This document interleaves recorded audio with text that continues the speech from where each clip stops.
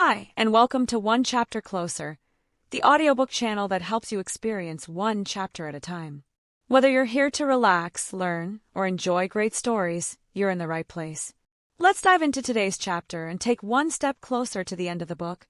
The Psychology of Money, Timeless Lessons on Wealth, Greed, and Happiness by Morgan Housel. Money is one of the most universal yet misunderstood topics in the world. It's not just about math, spreadsheets, or formulas. It's about behavior, emotions, and psychology. In The Psychology of Money, Morgan Housel explores how our relationship with money shapes our financial decisions, often in ways that defy logic. Through a series of short stories and insights, Housel reveals that doing well with money has less to do with how smart you are and more to do with how you behave. Let's dive into some of the key lessons from the book, using examples and stories that illustrate these timeless principles. 1. No one's crazy. Your experiences shape your financial behavior. People often make financial decisions that seem irrational to others, but no one is crazy. Everyone's behavior is shaped by their unique experiences. For example, someone who grew up during the Great Depression might avoid stocks at all costs, while someone who grew up during the tech boom of the 1990s might be overly optimistic about the market. These decisions make sense to them because they are based on their personal history. Housel writes, your personal experiences with money make up maybe 0.000000001% of what's happened in the world, but maybe 80% of how you think the world works. This is why two equally intelligent people can have completely different views on money. It's not about who's right or wrong. It's about understanding that everyone's financial decisions are influenced by their own life story. 2. Luck and risk. The invisible forces behind success and failure.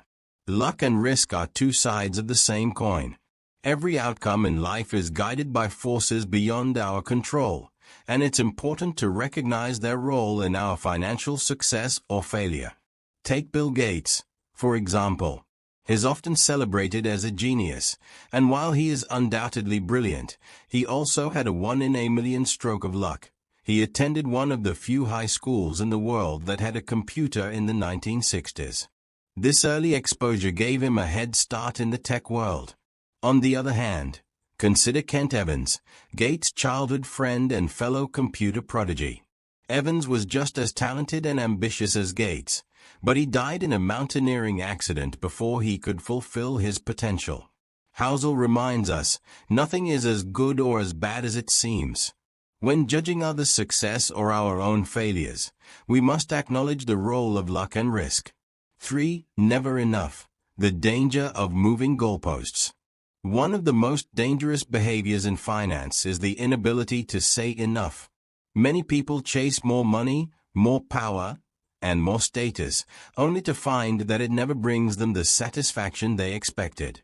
Rajat Gupta, the former CEO of McKinsey, is a tragic example.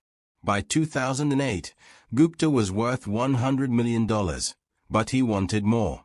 He engaged in insider trading to join the billionaire circle and ended up in prison, losing everything. Similarly, Bernie Madoff, who already had a legitimate and successful career, turned to fraud in pursuit of even greater wealth. Housel writes, the hardest financial skill is getting the goalpost to stop moving. Modern capitalism excels at generating wealth, but it also generates envy. The key to happiness is realizing when you have enough and being content with it. 4. Compounding, the eighth wonder of the world. Warren Buffett is often hailed as one of the greatest investors of all time, but his success isn't just due to his investment acumen, it's due to time. Buffett started investing at the age of 10 and has been compounding his wealth for over 75 years. In fact, $81.5 billion of his $84.5 billion net worth came after his 65th birthday. Housel explains, good investing isn't necessarily about earning the highest returns. It's about earning pretty good returns that you can stick with and which can be repeated for the longest period of time. Compounding works best when you give it time. The earlier you start, the more powerful it becomes. 5. Getting wealthy versus staying wealthy. There are countless ways to get wealthy, but there's only one way to stay wealthy, a combination of frugality and paranoia. Jesse Livermore, one of the greatest stock traders of the early 20th century, made a fortune during the 1929 stock market crash by betting against the market. But he lost it all a few years later because he couldn't control his risk-taking. Housel writes, getting money requires taking risks, being optimistic, and putting yourself out there. But keeping money requires the opposite of taking risk.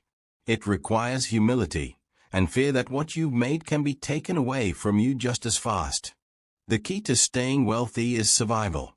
Avoid catastrophic losses, stay humble, and remember that past success doesn't guarantee future results. 6. Tails. You win. The power of outliers. In both investing and life, a small number of events account for the majority of outcomes. Housel calls these tail events.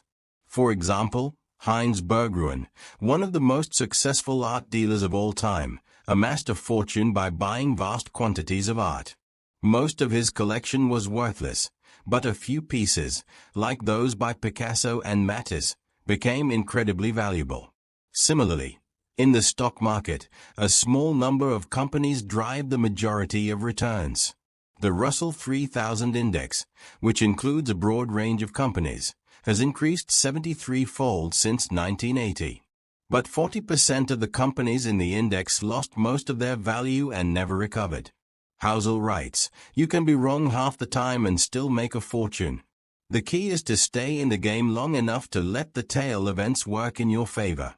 7. Freedom. The ultimate dividend of wealth. The highest form of wealth isn't money. It's the ability to control your time. Housel writes, the ability to do what you want, when you want, with who you want, for as long as you want, is priceless. It is the highest dividend money pays. For example, Derek Sivers, a successful entrepreneur, saved $12,000 in his early 20s, which allowed him to quit his job and pursue his passion for music.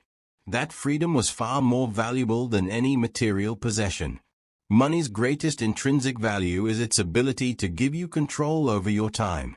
Whether it's taking a job with flexible hours, retiring early, or simply having the freedom to spend time with loved ones, that's where true wealth lies. 8. Wealth is what you don't see. We often judge wealth by what we see: fancy cars, big houses, luxury goods. But true wealth is what you don't see: the money that's saved, invested, and not spent. Housel writes, wealth is financial assets that haven't yet been converted into the stuff you see. For example, Ronald Redd, a janitor and gas station attendant, amassed an $8 million fortune by saving and investing in blue-chip stocks. He lived a modest life, and no one knew about his wealth until after he died. On the other hand, many people who appear rich are living paycheck to paycheck, spending everything they earn on luxury items. The key to building wealth is not spending the money you have. It's about creating a gap between your income and your expenses. 9. Save money. The only factor you can control. Building wealth has less to do with your income or investment returns and more to do with your savings rate. Housel writes, wealth is just the accumulated leftovers after you spend what you take in. For example, the world overcame the oil crisis of the 1970s not by finding more oil, but by becoming more energy efficient. Similarly, you can build wealth not by earning more, but by spending less. Saving money gives you flexibility, options, and the ability to weather life's inevitable surprises. It's the foundation of financial security. 10. Reasonable rational. Aim for good enough. When it comes to money, aiming to be reasonable is often better than trying to be perfectly rational. Housel writes, do not aim to be coldly rational when making financial decisions. Aim to just be pretty reasonable. Reasonable is more realistic and you have a better chance of sticking with it for the long run.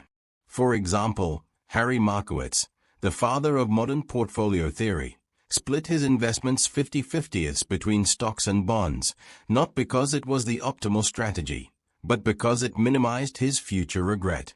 The key is to find a financial strategy that you can stick with, even when the market is volatile. Conclusion: the psychology of money. Money is not just about numbers, it's about behavior, emotions, and psychology. By understanding these principles, you can make better financial decisions and build a life of wealth and happiness. As Housel writes, doing well with money has a little to do with how smart you are and a lot to do with how you behave. The lessons in the psychology of money remind us that wealth is not just about accumulating money. It's about creating a life of freedom, flexibility, and contentment. Thank you for listening to this chapter on One Chapter Closer. Congratulations on being one step closer to completing the book. Don't forget to check out our channel for more specially curated audiobooks. If you enjoyed this, please like, share, and subscribe to stay updated on new releases. See you in the next chapter.